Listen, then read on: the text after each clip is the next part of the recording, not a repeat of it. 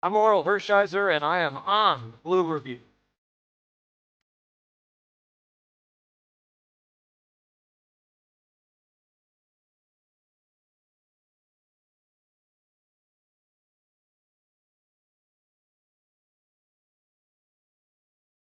Hey, this is Sean Green. You're watching the Blue Review. Bum, bum, bum, bum, bum. Bring, hey, Hey, pew pew pew pew, pew pew pew pew pew pew pew. Pew. we get lasers on a Thursday here A on the Blue Review, sweeping of presented lasers. by LAX. That's right. Bring out the brooms and the lasers. Although I That's think the right. lasers might burn the brooms. I don't know. Probably. That's okay. I'm Marcus Grant. That's Greg Bergman. The Dodgers finish off a sweep We're stupid. of the Minnesota Twins, 4-3 is the final score. I'll tell you what, man. The Dodgers love winning one-run games. It's like the thing they do the most, apparently. Forget the 12-3 game or whatever it was the other night. This is a one-run game team. That's just what they do now, I guess. Yeah, they love the 1-run wins, and that's what, fine. It's better than a 1-run loss. So I'm happy. I'll take 1-run wins all the time. And Tanner Scott's the one that's closing them out. By the way, we'll get to that later. Yeah, Tanner Scott again, fantastic last night, picking up the save against the Twins. So three in a row, off day before they head to San Diego for a three-game set there. But we'll get into that in a little bit. But first, I want to let you know, as always, that the Blue Review is powered by LAX. LAX Skylink train is currently in testing, preparing to provide a direct, fast, and free connection to the new rental car center, the airport terminals, and the LA Metro. For more information, you can visit lawa.org/ESPN. All right. So 4-3, the final score. Shohei on the mound and a little bit of a hiccup in the middle innings. But how much did that have to do with maybe him not seeing eye to eye with his catcher last night? Yeah, I think this story is bigger than what people. So, Brooke, I can hear you in my ears. I don't know if it's on the air, but I can definitely hear you in my ears. So, this is probably the biggest story that's going to be coming out for this, Marcus, right? Like Shohei and Dalton Rushing definitely not on the same page. Dalton Rushing is a little bit of a fire starter. He likes to cause some drama at times. you think? Yeah, but it was always, we talked about this a ton while it happened. As long as it didn't affect the team, as long as it didn't affect the dugout, the clubhouse, all that type of stuff.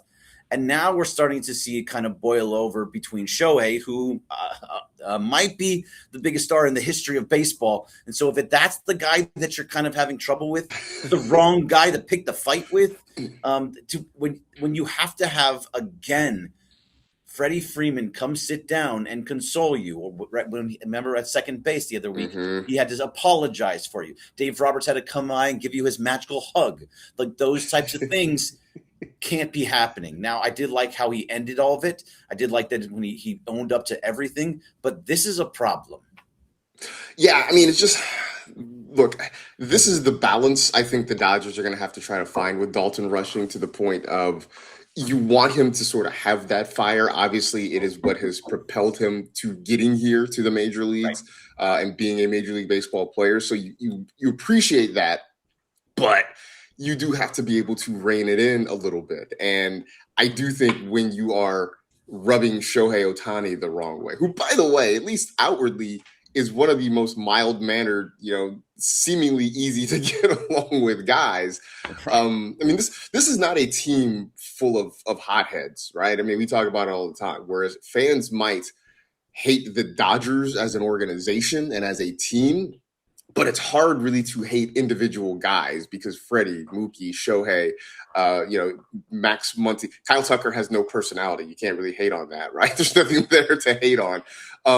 So for Rushing to sort of really kind of cause some friction there, that is, I think, the dance that the Dodgers are going to have to do. I also think some of this helps and a lot of this goes away when Will Smith comes back and Dalton Rushing is not having to be the everyday catcher for this team. I mean, yeah, no, absolutely, totally agree with you. We don't know when Will Smith is coming back. Hopefully, when they come back home in like a Mhm. week. So hopefully that's when that happens. But until then, it's going to be Dalton Rushing. Now, maybe it'll be by the time Shohei pitches again, it won't be him back there. I mean, is Chucky Robinson going to be the guy? Like, if that will be very telling. If Will Smith is still not off the IL and it comes up to Shohei's turn one more time and Chucky Robinson is back there, that's going to say a lot about Dalton Rushing and about the relationship between the two.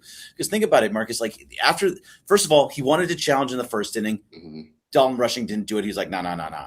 Then then it was at the second or the third inning, or second inning, I think, where he's like, no, I'm challenging because he didn't trust his judgment. He would have won both of them. And after that inning, Shohei called his own game. He was not listening at all to Dalton. So that is, again, we don't want to like, maybe I don't want to like create drama, but that seems like this is its own drama already. Well, it kind of is. And you talk about calling his own game. And I think that is why you had the cross up situation in, what was it, the third inning, when second got inning, away. Yeah. the ball got away. You know, you had bases loaded. Shohei throws a fastball. Rushing looks like he's expecting anything but a fastball. It bounces off his glove, goes in the dugout, runs, scores. Then one batter later, a couple pitches later, a 2-run single makes it 3-1 at that point. Now, Shohei being Shohei, sort of locked in, struck out the side in the third, I think retiring the last 7 hitters that he faced. So he was able to kind of recover from that, and the offense kind of came to life. But definitely some butting of heads there, at least metaphorically. Now, I would be curious what it was that Rushing said, if he said something to the clubhouse in general, if he just spoke to Shohei directly.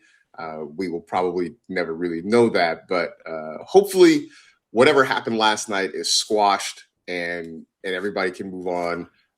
You get a whole day to travel and you get to come back to the West Coast. So hopefully that makes it better at this point. It does, but also at the same time, like this is the Shohei Dalton thing. This is not new. It may be new in terms of the tensions boiling over. As you said, Shohei is the easiest guy in the world to get. He apologizes when he hits a foul ball. Yes, right. Like he's not a guy that's going to start. That's not fiery like that. But at the same time, this is not something new for them. It's so here. Our friend Noah Comros from I think it's Dodgers SI, where he is now. Shohei Ohtani with Will Smith as his catcher this year. 10 games. 5 earned runs, a 0.74 ERA. That's when he was just on absolute fire. Mm-hmm. Shohei Ohtani with Dalton Rushing as his catcher this year. 3 games, 9 earned runs, 4.34 ERA. So it's that dynamic is not working. So they're going to find ways to not have Dalton Rushing catching for Shohei Ohtani moving forward. I can almost guarantee it. Whether it's Chucky Robinson or Will Smith is back, that dynamic doesn't work. And this is something with Dalton that we talk about so often. He is this type of guy. He is the guy that sulks when he gets a bad hit. Doesn't matter if they win the game or not. He sulks when he doesn't get hits. Like, oh, we won, but I was bad, so I'm upset now. That's the type of guy he is. I don't know if that type of attitude in this clubhouse is one that works. And it was always, as long as it doesn't affect the other guys, the veterans around you. Otherwise, that's when it starts becoming a problem. And when Freddie Freeman, I want to say it again, when Freddie Freeman and Mark Pryor and the skills coach, the mental skills coach is sitting there consoling you because you had a bad outing and because you had 3 strikeouts in that game and almost had another golden sombrero, he's starting to rub people the wrong way, and it was always going to start to boil over to this.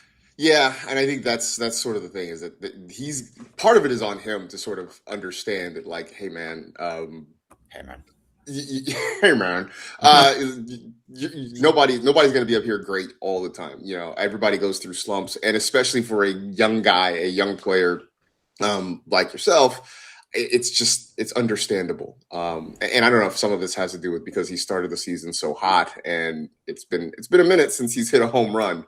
And so I do wonder whether or not that is sort of impacting him mentally. But yeah, at some point you gotta let it go. I know it's easier said than done, but let it go, move on, and still find ways to contribute to the ball club in other ways. Anyway, enough of that.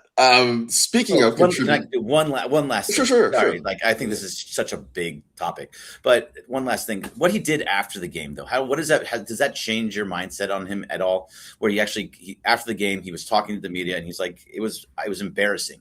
Like, is this going to be the moment that turns it over a new leaf? It's like, you just got embarrassed on national TV. Well, maybe not national TV. You got embarrassed on TV. Well, this is the story everywhere. Every social media clip is of Shohei and Dalton, and Shohei pounding on his head, and him looking bad, and going after him, talking afterwards and saying, I'm embarrassed. Just the game of baseball I'm embarrassed by how I'm playing the game of baseball. What he did with Shohei, how he was at the offensively, all that type of stuff. That is embarrassing. Does this actually help him start to hopefully turn the corner? I mean, I hope so. I'm not necessarily banking on that, but maybe it's a step. It's a step in the right direction, right? Understanding what the first step in changing your behavior is understanding that you have a problem, I guess. So in that regard, hopefully it does.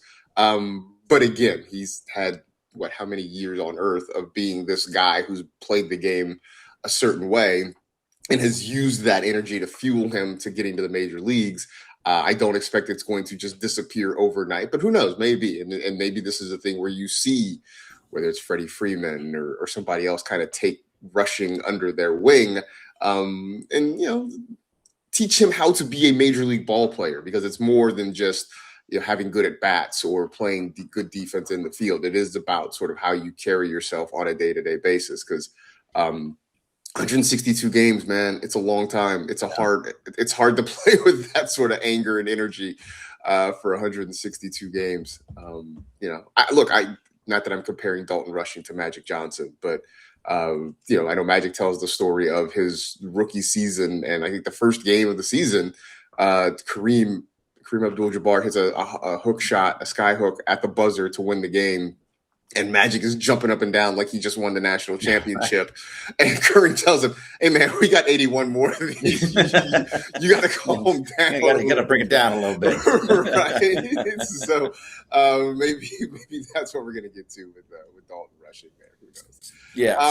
So Lara in the chat has a question, and she says that if Shohei wants to challenge, why not just challenge? Why is he insisting Dalton challenge? So the catcher is typically the one to challenge because they have a better understanding of the strike zone and where they are actually catching the ball. Now Shohei is a precise pitcher. He knows where he's throwing the ball. Also, he's allowing his catcher to be the one to do it for him because he knows what they're supposed to be on the same page. When he starts to put his hand up, Dalton's supposed to understand that, yes, I want that challenge. He didn't do it. So that's why the next time he went on, it's like, I'm going to do it. And if you actually see in the video, and if you're watching the game, Dalton was like, no. And he won. And he would have won both of them. So that's where that came in.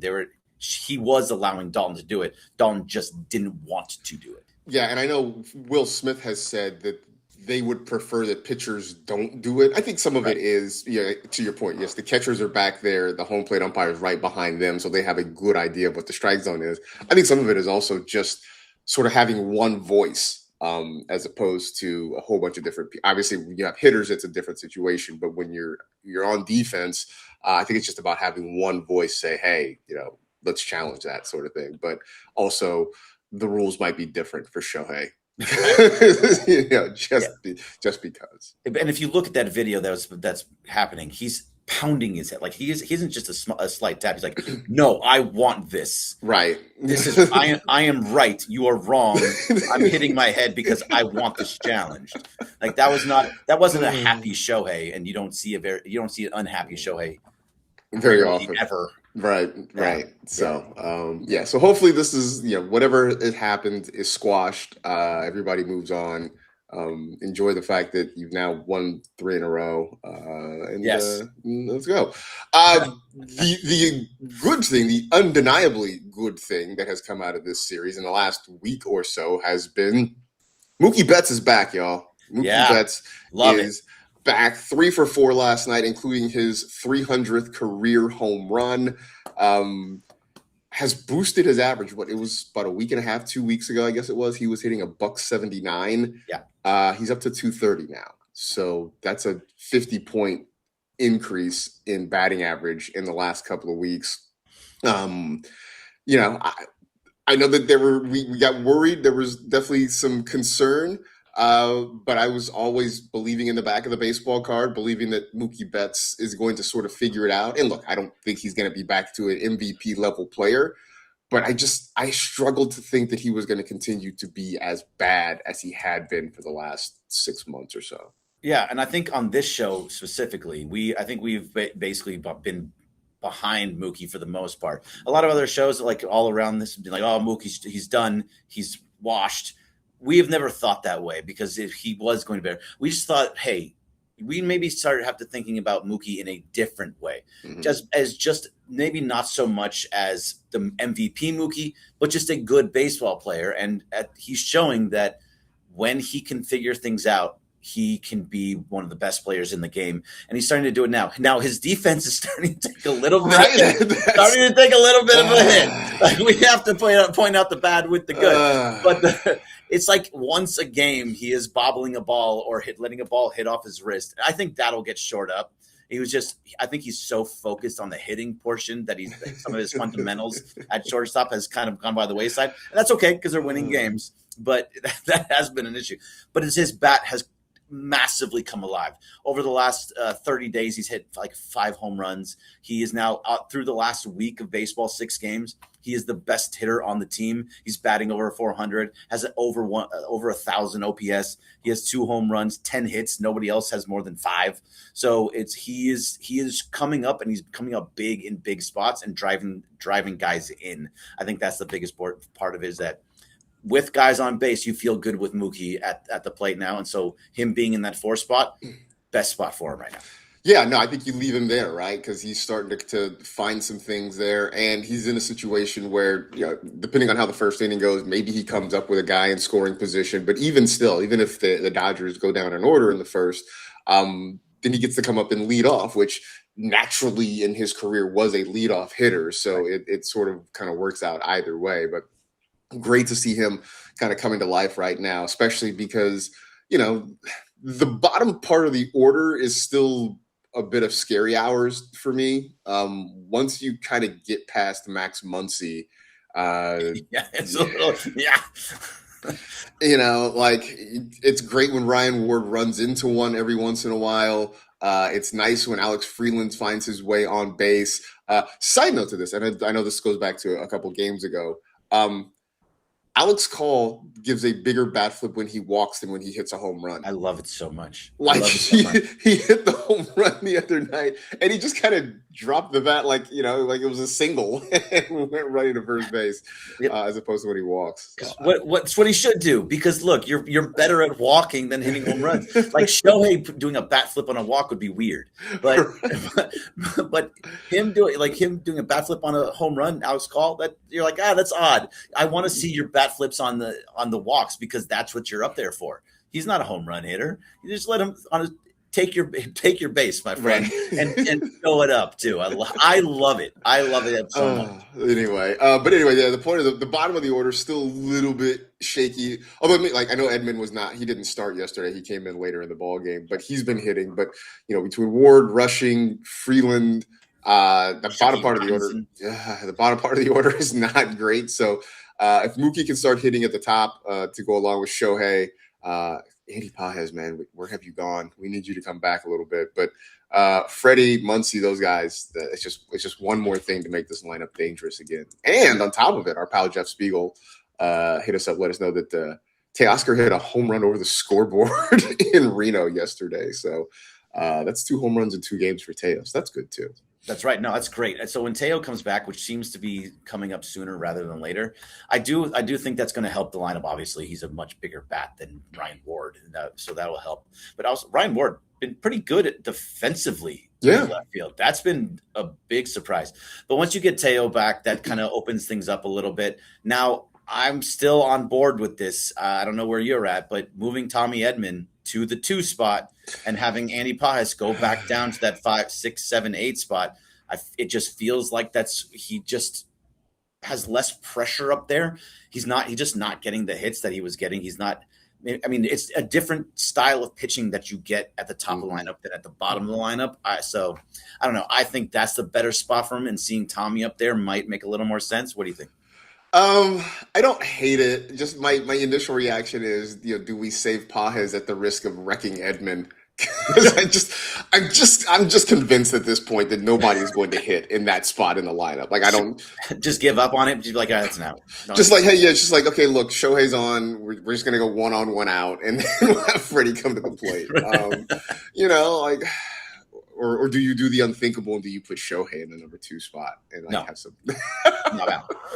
I'm it forever and always. I am going to Shohei is my leadoff batter. I don't until a couple of years when his bat's starting to decline, which I don't know if it ever will. Then maybe, but right now he is the leadoff batter, and I will hear no resistance against him.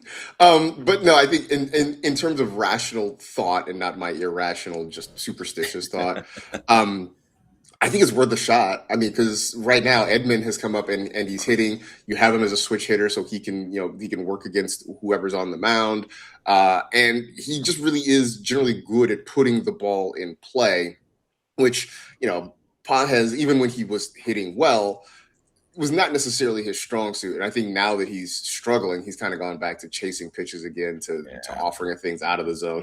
He's fallen back into all the bad habits previously as he tries to work out of the slump. So maybe moving him down, putting him in that 7th spot helps. And also, if he does come back, it does juice the bottom part of the lineup too. So that's a good thing. Totally. And so Remy Guy says negative Bergman. Edman should always hit at the 9 right before Shohei, which I'm not against that either. I think the 9 spot is as the secondary leadoff guy that we've always talked about. He's good down there. I just think that if your lineup will flow better with having someone that's just getting on base, not looking to hit the big home run in that 2 spot. I mean, Kant has a little bit of power, can get the ball over the wall, but it will just move guys around. I think that is helpful, because right now that is a dead spot.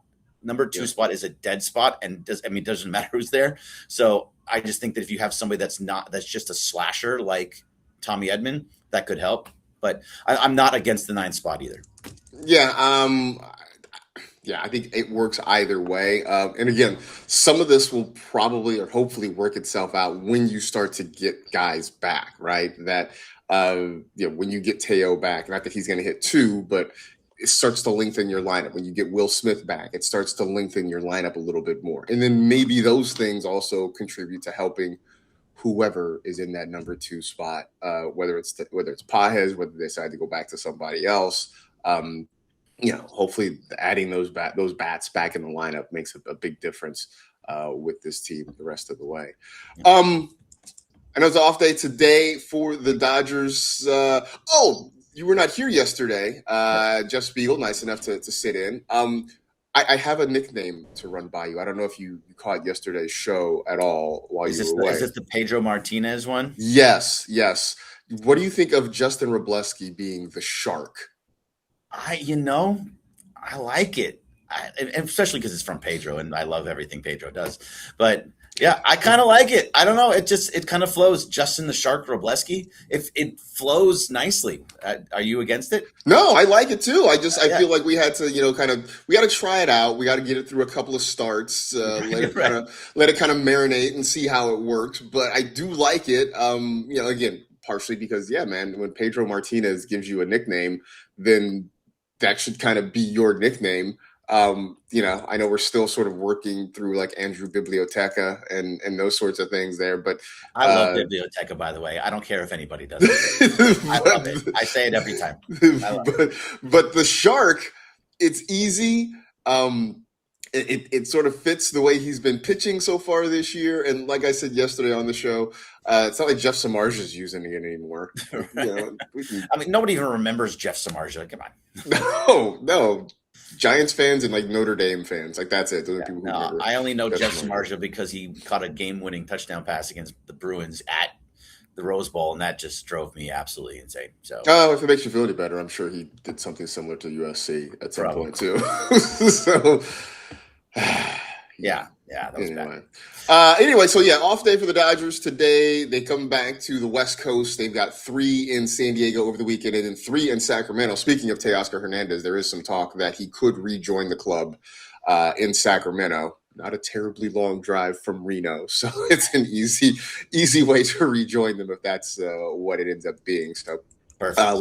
we will talk about something tomorrow because there's no game to talk about tonight. Enjoy soccer, USA versus Turkey. After Mexico got through last night with a 3-0 win. So I don't think we're going to talk World Cup tomorrow, but who knows? Maybe. Tune in to find out. Stick around. This is Not On Cap Morning Extravaganza coming up right after us. Thanks to everybody in the chat. Thanks to Brooke for production assistance. This has been, though, the Blue Review presented by LAX. For Greg, I'm Marcus. We'll see you tomorrow, 6:30 to 6:55 here on the ESPN LA YouTube channel. That's it. That's it.